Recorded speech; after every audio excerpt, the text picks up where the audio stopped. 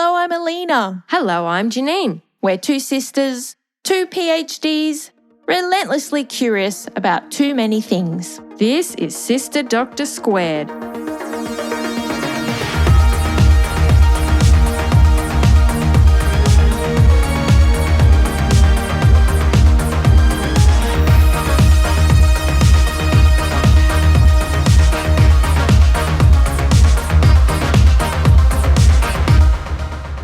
Well, hi everyone. Thanks for joining us for episode 8 of Sister Doctor Squared.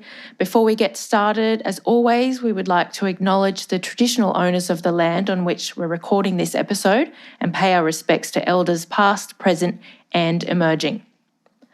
So we have a really interesting topic to get into. Janine, please tell us what it is. Thanks, Aleena. So today we are looking into the Nocebo Effect. Now, most people will be aware of the placebo effect, and this is one of the key reasons why in many studies we need to have what's called a control group. A well-designed study into the effectiveness of, let's say, a new drug for depression. This should recruit participants and then slot them into either a treatment group or the control group. Now, if we're testing this new depression drug, those in the treatment group get the actual drug. But those in the control group will usually get what's called a placebo. And this is often sugar pills or something like that. And in the best studies, this should be done in a way that's called double blind. And what this means is that neither the participants or the people administering the treatment actually know who's in the treatment group and who's in the placebo group. So no one knows who's getting what. Yeah, very important. So we're hoping to get a really good estimate of the effectiveness of this new treatment. Now, the placebo effect is a real phenomenon where people that were in that control group who were given the placebo, so in this example they're given the sugar pills, they may go on to report real improvements in their symptoms. So in this case, they may report feeling a lot less depressed, even though they received no drug. And what seems to be going on is that the belief that they may have been given the drug, even though they were not given it, the belief that they may have had it can lead to real changes in the body, and this effect is measurable. It's a real effect. Yeah, it's amazing the power of the mind. It is. And that mind-body interaction. Exactly. So now what people may not be as aware of is the cousin of the placebo effect, and that's called the nocebo effect. So that's the focus of today's episode. So I'll try and explain while the placebo effect leads to positive benefits. So in that example, a lifting of depression perhaps. The nocebo effect is slightly different. And this is where if you are given negative information about a treatment, this might usually be in terms of some of the potential side effects. This may lead to you actually experiencing those side effect symptoms, but it may not be because the drug has actually caused it. It, again, may be caused by the belief that you may experience the side effects, and this can trigger real measurable symptoms in the body too. Fascinating. It is. So this brings me to the paper that I've studied, and this will help us get a much better handle on this nocebo effect. So this paper has just come out this year, 2021, and it's by Mao and colleagues, and it's called Using Positive Attribute Framing to Attenuate Nocebo Side Effects, a cyber sickness study. Oh, cyber sickness. I know. Now, I didn't know what that was, but I'm about to tell you. The authors open the paper by explaining that side effects are generally unpleasant effects that can happen from a variety of treatments. So this could be drug treatments or maybe it's behavioural interventions. There's often the potential for side effects. These can cause a lot of people to discontinue many important treatments. That experience of the side effect can be so bad that it's just not worth taking this new treatment. So previous studies have shown that simply warning people that side effects may be possible increases the occurrence of side effects. And this is because of this nocebo effect. There are some estimates that between 40 and 100% of side effects that are experienced could be due to nocebo effects. Pretty significant. Wow. And so, one may wonder, well, should we just not mention the side effects? Should we just not tell people and just see, well, that's kind of ethically problematic. Exactly. So there's a lot of important ethical considerations there. And so in this study, this is one of the things they're really interested in working out. Is there a way to communicate this information that can reduce the chance of this nocebo effect. While still giving the information. That's right. Okay. So in one prior study, it was shown that if a treatment was reported to have a 70% success rate, this was viewed as being more effective than if the treatment was explained as having a 30% failure rate. Yes. Does that make sense? Yeah, so it's the positive framing that has a slightly different interpretation. Yes, so presenting it as being 70% successful would be called positive framing. It's like the glass half full effect, right? Basically, yeah. So in this study, they are essentially interested in how can we provide side effect information in a way that doesn't compromise the potential benefits of a treatment. Right. And so they're going to test if this positive framing can reduce the overall nocebo side effects.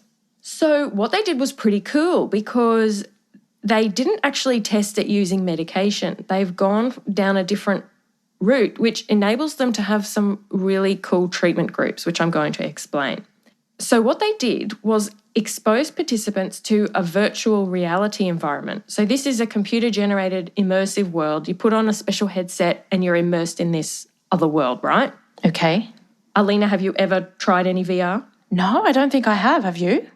Yes, I was at an education conference a few years ago and I don't remember who was putting it on, but they were just inviting participants to come up and have a go. And you put the headset on and it was incredible. So this was being on this sheer cliff face and being surrounded by people that were actually climbing up the mountain. And it was all still images, so you couldn't really interact with the space, but everywhere you looked, up, down, left, right, was a complete world. It really felt like you were there. And because you're up so high, you felt a little on edge. Wow. Yeah. When I was reading through this paper, I was also reminded of watching Avatar in 3D at the cinema. Did you do that as well? Yes, I did. Now, in this study, they're looking at what they call cyber sickness. And this is this type of motion sickness that people can experience when they're in a virtual reality environment. And I was reminded very strongly of seeing Avatar, and I felt so ill. I actually... And I'm looking around like, is everyone else okay? And everyone else seemed fine. And I had to take the glasses off and just close my eyes and listen to it. I couldn't do it. So I'm guessing you didn't enjoy the film so much. No, and I have not gone back to see a 3D movie. I'm not interested. Okay, all right. So in this experiment, they are looking at this type of motion sickness called cyber sickness, okay? And previous studies have shown that somewhere between 35 and even up to 80% can experience this. But as we've just been alluding to, a lot of this could be potentially nocebo effects. What an interesting study. I know. So what they did is recruit just under 100 participants, and they were all university students. And when they were recruited to the study, they were told, we're interested in looking at how virtual reality affects spatial awareness. So they haven't explicitly told them that they're testing the nocebo effect and they're testing nausea effects, if that makes sense. Yeah, sure. That would explicitly just give away gone there. the study. Exactly. Now, remember I said that testing it in this kind of way, rather than going down the line of administering some sort of drug, enabled them to have 4 different groups. So the first group they call the positive framing group. And in that group, the participants were told, from past experiments, we find that typically 7 out of 10 people will not experience nausea to a level that bothers them. Okay. So you can see that's that positive way. That's that glass half full. Yes. The second group was the negative framing group. And this is how side effects are usually conveyed. So this is what they were told. From past experiments, we find that typically 3 out of 10 people will experience nausea to a level that bothers them. Then they had the third group. This was a general warning group. They were just told, from past experiments, we find that a proportion of people will experience nausea to a level that bothers them. A proportion, so they're getting sure. so they're getting that same sort of information, but no real sense of how likely it might be that they may experience it. And then the coolest group, I think, is the group that were given no warning. And again, this is the powerful part of this study because they're not administering any drug or that could be potentially dangerous. They were able to have a group where they told them nothing. So they didn't mention cyber sickness. They didn't tell them anything. They've just gone, okay, we're doing this spatial awareness tasks, pop on the headset and let's go. Okay. And this enables them to get, hopefully, what they call a baseline level of cyber sickness. What is the real level of people? They were not given any warning, that no seeds were planted. Let's see how many people may actually experience some cyber sickness. Yes, understood. Okay, so then what they did was they went into a virtual reality environment which was exploring some ancient ruins, and they were in there for only 10 minutes. And they were given instructions around how to move around and how to move their body, and all under the guise of this being around spatial awareness. And I found it a little bit funny that they did mention that they changed some of the camera effects to increase the likelihood of nausea. So they messed around with the depth perception and also the amount of blur. So I think when you move your head, there can be a bit of blur. So they really started to just tweak this a bit just to make sure we get some cyber I think you would have been one of the three for sure, Janine. What do you think? I felt sick just reading that bit. I did. I'm very sensitive to motion sickness. So then they got the participants to complete a questionnaire, and this was called the Simulator Sickness Questionnaire. So just establishing how sick they were feeling and some other questions.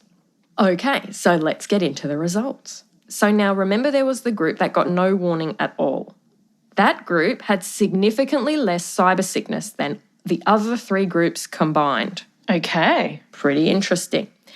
The group that had the positive framing, so the group that was told 7 out of 10 will feel fine, they had significantly lower cyber sickness than the other two groups. So that included the group just given the general info and then more negatively framed information.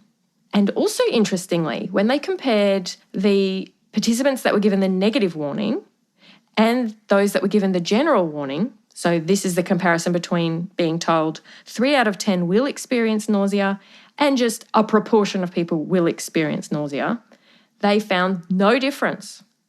So those groups experienced the same overall level. Yeah, that's quite fascinating too, I think. So really what they're showing is that the positive framing is really important. There is a baseline level of nausea, and when they compared the group that got no information with the group with the positive framing, the amount of cyber sickness was the same. Right. So the positive framing, according to this study, leads to the same baseline level of cyber sickness that you would expect to see just naturally. Exactly. Okay. And so a quote from the paper is, positive framing effectively abolished nocebo side effects relative to having no warning. There you go. That's really interesting. It is. So what this means is that no warning group really did give us a sense of the real, like the true baseline level of nausea, which I definitely would have been in that group, which is without question. Just reading this paper, you said you felt sick. Yeah. This is a fascinating study, and according to these findings, it's suggesting that you can still provide that information about potential side effects in a way that's not going to lead to nocebo effects. Yes, that's right. So if we give information using positive framing, there's no increase in side effects, according to this study. So the nocebo effect just doesn't even come into play. So those getting the side effect are getting it because of a real reason, and they had no prior warning that it may happen. It's not due to their belief that they may feel something.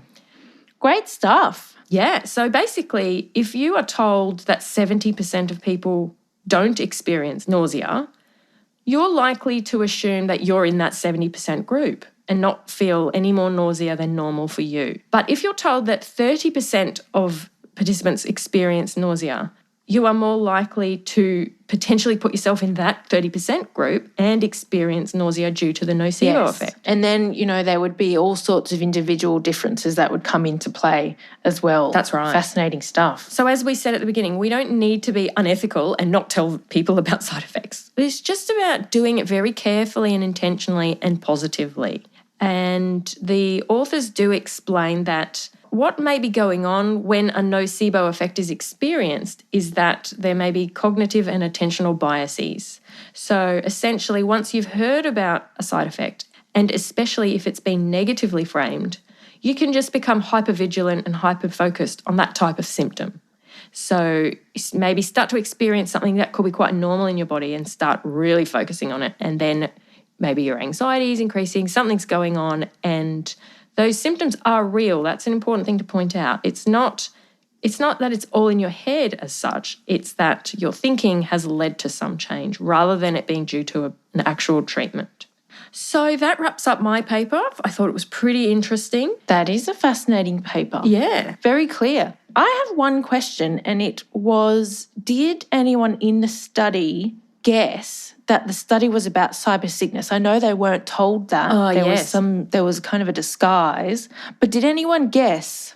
Yes, they did actually test this. So they did some sort of post-treatment questionnaire around this. And yes, 3 of the 100 participants did guess, but they weren't all in one group, and it didn't make a significant difference to the findings. So yeah, a few did actually realise they're testing side effects and nausea and that sort of thing, but not in a way that messed up the findings, basically. Okay.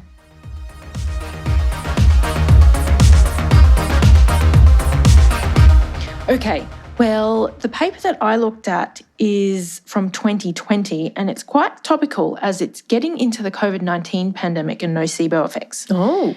It's called How Do Nocebo Phenomena Provide a Theoretical Framework for the COVID-19 Pandemic? Mm-hmm. And it's by Martina Amanzio and colleagues who are across Europe, UK and the US. So this is a perspective review, and that means they have not done an actual experiment here, but are pulling together existing research on things we already know about the nocebo effect and about the COVID-19 pandemic, which of course is ever-evolving knowledge. And they're pulling this together to propose a way of thinking about the nocebo effect and how it might play out in this pandemic. So just to be clear, they aren't showing any data to support this, at least not yet. This is like an informed perspective that could be tested in future research. Yeah. And that would be very interesting indeed. And I'm sure we'll see some of that research in the coming months and years. Okay, so this is theoretical, essentially. Now, the nocebo effect is really important in healthcare, as you've described already, Janine. It is a well-recognised phenomenon that can have a real impact on people's health. And certainly when people have serious side effects to medications, to treatments and therapies, whether that's a direct effect or a nocebo effect, this is obviously concerning. And really interestingly, when it's a nocebo effect, this also can really muddy the waters when it comes to clinical trials. So if you have reports of serious side effects of a treatment being tested, but those side effects are happening as a result of suggestion rather than that direct effect, it can be really misleading. So as these authors point out, it's really important to understand the nocebo effect when it comes to COVID-19 and try to get ahead of it, really. So that's where they're coming from with this paper. So what's really interesting is that they describe COVID-19, the pandemic, as potentially the perfect storm for strong nocebo effects, Janine. And that's because there's multiple negative situational factors at play that they suspect predispose people to experiencing psychological distress. And they believe that this can make nocebo effects more likely. So what are we talking about here? Well, we have lockdowns, social distancing, and sometimes quarantine, which we know can affect people's mental well-being, particularly if you're living somewhere that's gone through or is going through now long lockdowns, right? You miss family, friends, you're stuck at home and isolated. It's really hard. Necessary, of course, but it's hard and it does lead to distress in many people. Then in terms of news and social media, stories can often be, by nature, highly negative. So repeatedly hearing about numbers of cases and how many people have died. We're hearing that there's not enough PPE in health facilities, there's not enough ventilators, and we've all seen those awful images of mass graves, and this is clearly distressing. Then there's inconsistent information about the disease and about how governments should respond. Yes. There's inconsistent information about what the symptoms of COVID-19 are, especially in the earlier part of the pandemic. So people aren't always sure, do I need to get tested? Not to mention all of the complete misinformation that's just wrong. Yep. And the disinformation, so that's where it's information that's deliberately aiming to scare and mislead people. And the latest one I've heard along these lines is that the COVID-19 vaccines contain location tracking microchips. Oh, wow. I haven't heard that one yet. Yes. So this is, this is along the lines of conspiracies. What I can remember last year hearing from Pete Evans and his various conspiracy theories. Gosh. So Australians will know Pete Evans quite well. Anyone listening outside of Australia, he is a celebrity TV chef who kind of touts himself as a health and wellness guru.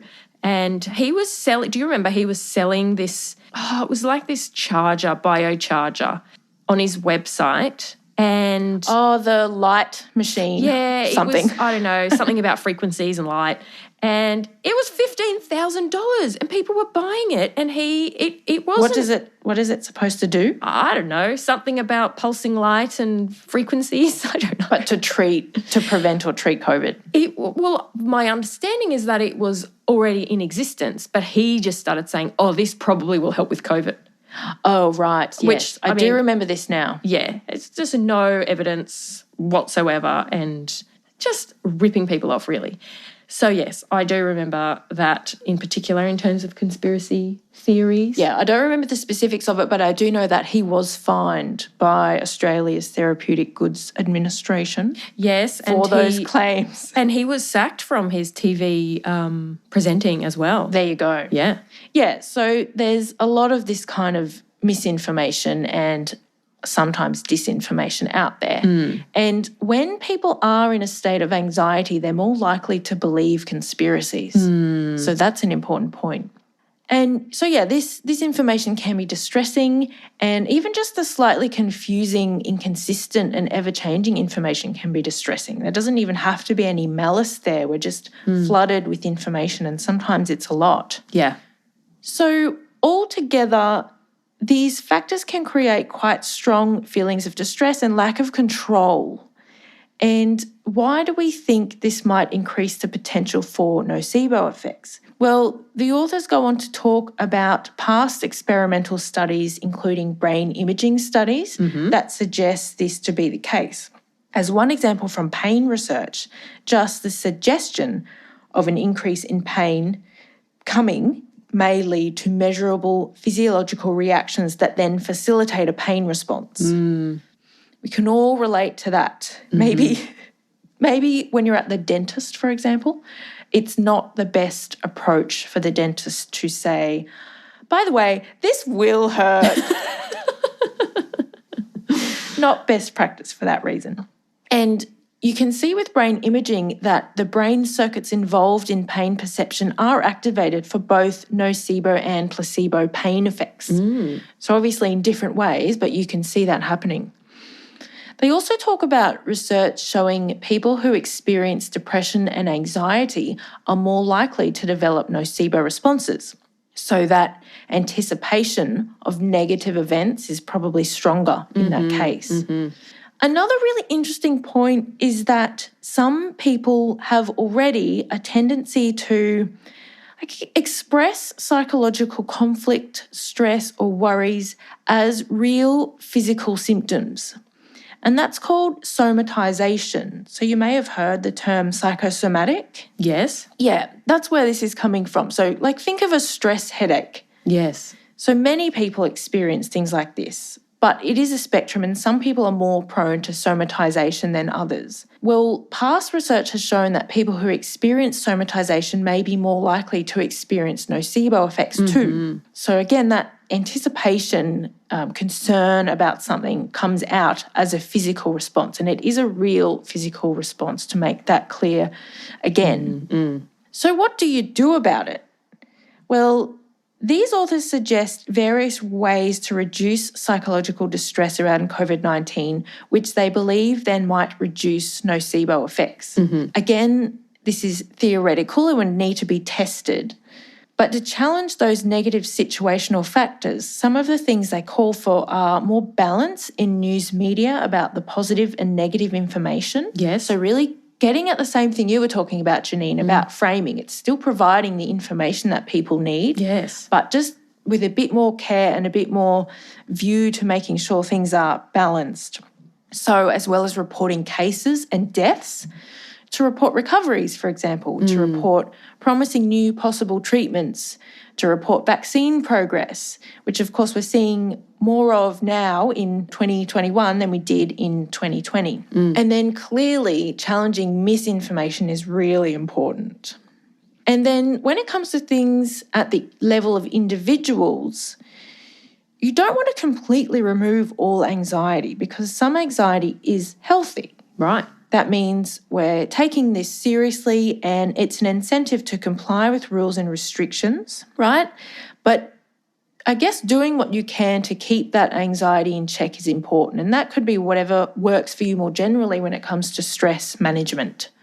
So, Janine, as you know, for me, it's exercise. And for you, I'm going to guess it's making lists. Look, making a list does help me feel a lot of control over my life, okay? Yes. Yes. And I think sometimes you might need to just disconnect for a little while from the news if you feel that that worry is getting too much. So, yeah, there's some of the things at the individual level, but broader information that's coming in is really important as well. Yeah, so I'm thinking show the proportion of people who get COVID who do not go to hospital and who do recover with no issues. Showing those numbers really clearly, I think. That's right. So it's about giving both sides of the equation and being mindful of framing of information. And maybe also information around here's what you can do to strengthen your immune system and to strengthen your well-being in general to make people feel like, well, if I do get COVID, I'm feeling more positive that I'll be in a group that does well. Yeah, they do talk about the importance of immune health as well in this paper. And so to the extent that that's within, the control of individuals, that's really important as well. Yeah, and it is, as you were saying, it is tricky because we don't want to minimise the seriousness of COVID, but we're trying to just get that balance right, as you said. No, and we certainly don't want to be pushing forward, misleading claims about things that bolster people's immune health without any evidence behind that's right, that. exactly. So that's really important too. So that's it from this perspective review. And as I said, it will be really interesting and important in future research to test out what's being proposed here, that the COVID-19 pandemic may be fertile ground for strong nocebo effects. And I think it just shows that beliefs are really powerful. They lead to real effects in the body. Absolutely. So I have a question. I was thinking as you were going through your paper, if, let's say you are trying something out, I don't know, some new treatment to help with a particular issue you're experiencing. And if, let's say the doctor says, oh, look, you can try it, but it probably won't do anything. Could that lead to nocebo as well? Well, I think so. That's certainly the same mechanism. So nocebo effects are the term is often referring to negative outcomes of treatment and often that's side effects, as you said. But certainly that would include a treatment failing to work due to a nocebo effect. That's a negative outcome as well. Yeah, if you really don't think it's going to help you at all, maybe it won't. But maybe if that idea hadn't been planted, maybe it would have helped. Exactly. And so that might not be the best kind of communication. No, that's right. From your health practitioner, depending on what the actual treatment is. Well, if it's about the Pete Evans biocharger, it's probably true. Well, that's the point I'm trying to make, Janine. If it is an evidence-based treatment, then perhaps you can leave your opinions about whether it will work to yourself. That's right. Other times, those opinions are quite valid.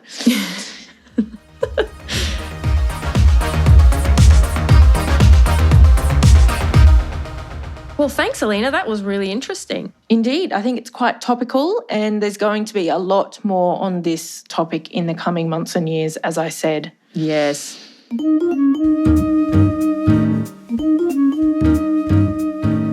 All right, squares, here it is. It is our favourite part of the podcast where we talk about what brought out our inner square recently. Janine, take it away.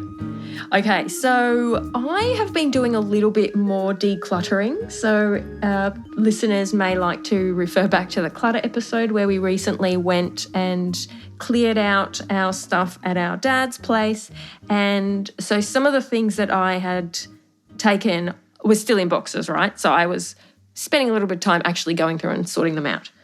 And I came across some feedback I received in an assignment at university. Oh, wow. Yeah, I know. I didn't have, unlike you with all of your files and folders of every single assignment you've ever done, I didn't actually have it to that level, but I did have a few. And I found this one and I found myself reading through it. Now, I've got it here because I want to share it with you. So this was an assignment in third year university, right? And I was doing zoology at that time. What was the subject?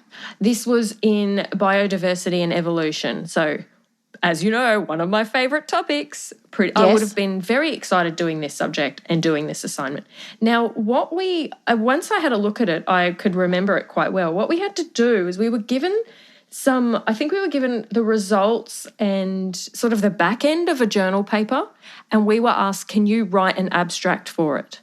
So anyone who's not as familiar with journal articles, the abstract is this first part of all journal articles, and it's meant to be like a concise summary of the whole thing. So it should set up what was the context behind this, what were the questions, what was done, what did they find, and what does it all mean? So we were asked to write this abstract, right? And so I've had a look at this, and now what do you think I got for this assignment, Aleena? Oh, I don't know, 90%? I got 60%. Oh, gosh. Now, look, it's not terrible, but I wasn't happy about it. Let's face it. No, you wouldn't be. No, and I really did work hard on this. But, yeah, it was really interesting because I can remember getting it back and being pretty devastated. Like, what? 60%? I really worked hard on this and I was engaged in it. I was enjoying doing it. So it's actually got the feedback written down. So I want to read out loud what they said. It said, Janine, you write well for the most part. However, you have not used this skill effectively at all in this exercise. Your abstract fails to encapsulate the details of the paper and instead just wafts around the edges. As a consequence, you waffle a bit and this increases your word count. It would be better to use your words to summarise precise details. Wow, they've pegged you because you do love a waffle. Oh, man, that was brutal. And, at the time I can remember being like, really? But reading through, I actually obviously read through my work and they are totally spot on. It's not very good. I can tell you now, I think this is even getting a bit waffly. There was a very long preamble to the crux of this story. Well, yeah, so I just wanted to share it on the podcast when I saw it because I thought, I think it's important for people out there to hear that while we may be very good at explaining papers now and reading abstracts now, go back not all that long ago and these skills were still being developed. And anyone listening who is wanting to improve their skills, you've got to just keep at it. Keep engaging with it. Keep putting in the time. It will pay off. It's not easy. We have both worked extremely hard to get to the points we're at now. And, if you're getting 50, 60% on things, it doesn't mean anything as to what you might be able to achieve in the future. No, that's right. What I wanted to say and about what brought out my inner square, that basically I'm much more of a square now than I was then. Yes, you've worked hard at becoming a square. I have.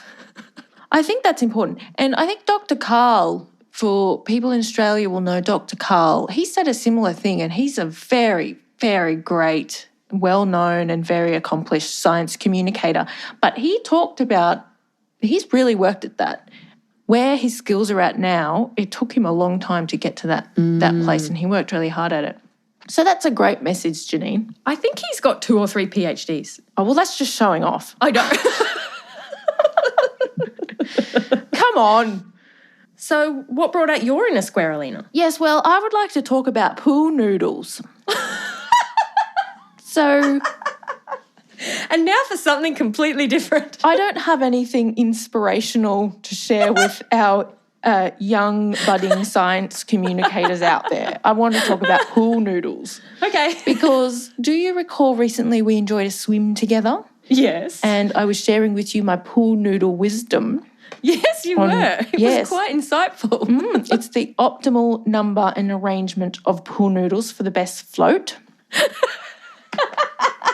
And I told you, an adult needs 3, 1 under the legs, 2 under the arms, with one of those curled up a little higher to form your headrest.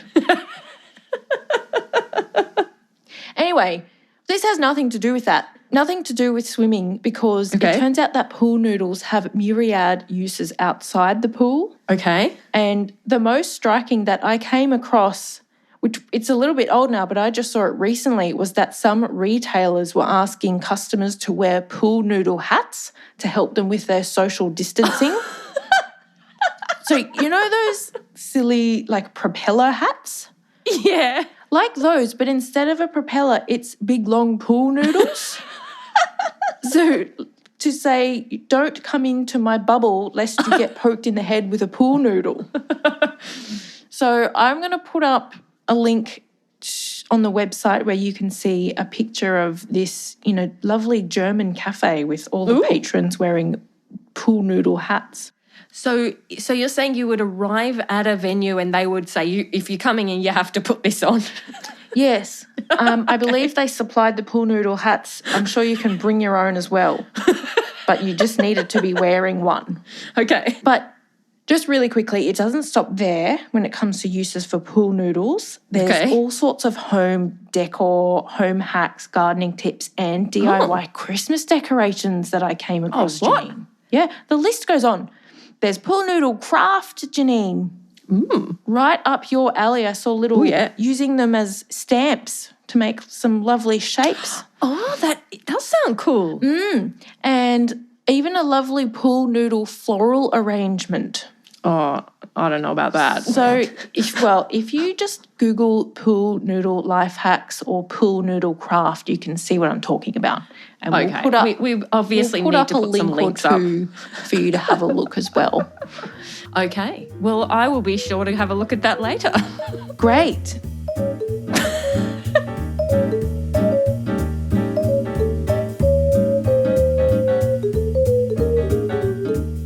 Okay, well, thanks so much for joining us. The details of everything we've talked about will be up on our website as always, which is www.sisterdoctorsquared.com with all words spelt in full. And do follow along with us on Facebook, Twitter. We'd love to connect. And if you have been using pool noodles in an inventive way, why don't you share it with us? Oh, please do. Okay, thanks, Aleena. Thanks, everybody. Bye. See you next time.